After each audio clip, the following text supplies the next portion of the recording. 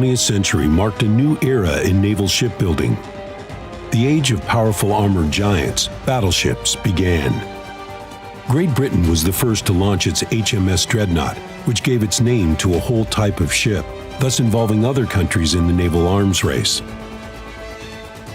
Russia also followed the trend. In June 1909, St. Petersburg, 4 dreadnoughts of the Russian fleet were laid down. They were the Sevastopol-class battleships, quite powerful for their time.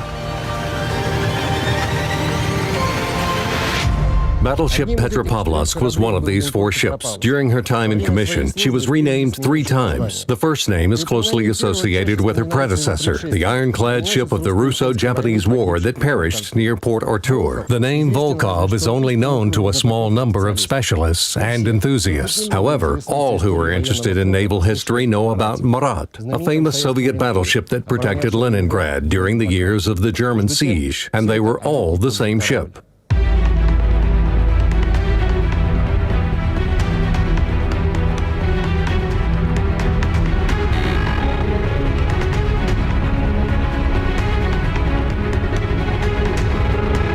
Petropavlovsk project was developed by the Technical Bureau of the Baltic Shipyard in St. Petersburg.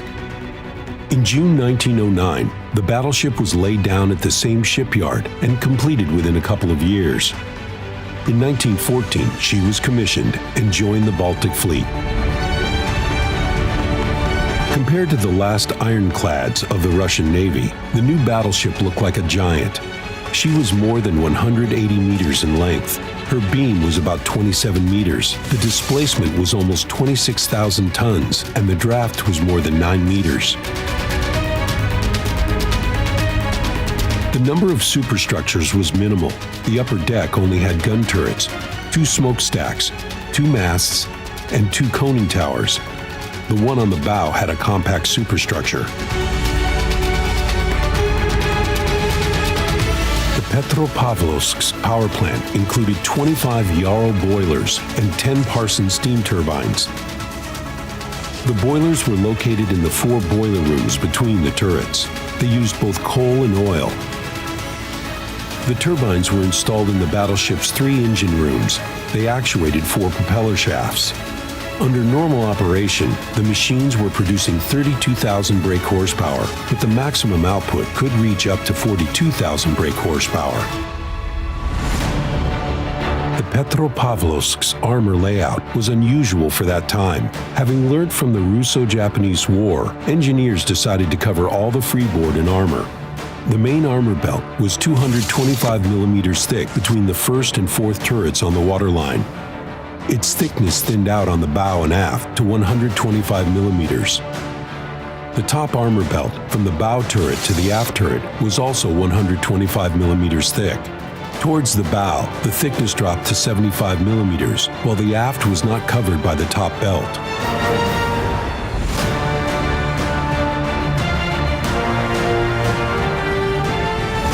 Petropavlovsk's primary armament consisted of 12 305mm guns developed by the Obukhov plant, installed in 4 triple turrets. For the first time, a Russian ship had ventilated and heated turrets.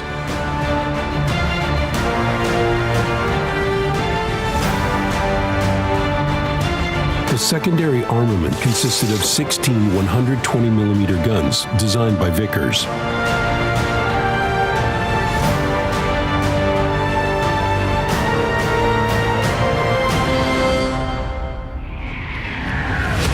Battleship Petropavlovsk did not manage to demonstrate the power of her artillery in World War I.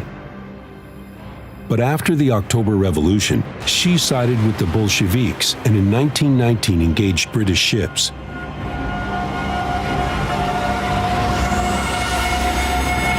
Eight destroyers of the British squadron that had arrived to the Baltic shores were forced to retreat hastily under fire from the battleship's artillery. Petropavlovsk also participated in other military operations during the Russian Civil War. During the White Guard mutiny in the Krasnaya Gorka fort in 1919, battleship Petropavlovsk fired 568 305mm shells. You can imagine the scope of destruction inflicted by Petropavlovsk's primary armament salvos upon the fort. However, 2 years later, she opened fire at Krasnaya Gorka once again, only this time as a rebel, supporting the mutiny in Kronstadt.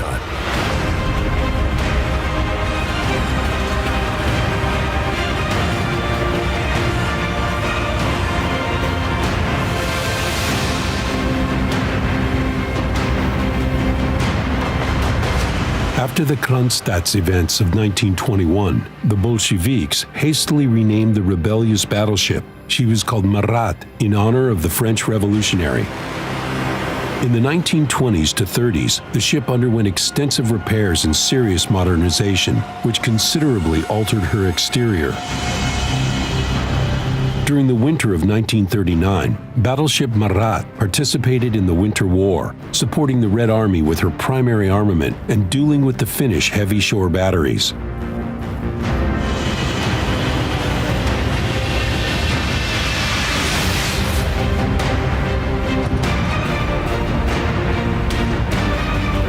The ship was fighting in World War II from day one, defending Kronstadt and Leningrad against German air raids. By the second night of combat actions, the crew of Marat had already shot down their first two enemy planes. By September, German troops approached the city and entered the effective area of Marat's primary armament guns. The battleship cracked down on the enemy with her devastating artillery fire. The German advance was stopped, but after the first days of the siege of Leningrad, Marat became a priority target for German pilots. On September 23, 1941, about 40 German aircraft simultaneously attacked Kronstadt. Two half-ton bombs fell on the battleship during the raid. One of them hit the forward section of the ship and caused ammunition detonation. A 300-meter-high pillar of smoke rose over Marat. One of the turrets literally flew up over the ship and collapsed on the breached deck. 326 crewmen died, including the captain and the commissar of the ship. As a result of the explosion, the forward superstructure was torn up to the second main turret, and the rest of the guns were disabled. The surviving crewmen heroically strove to save the ship, but without success. Marat sank. Only 3 meters of her board remained above water.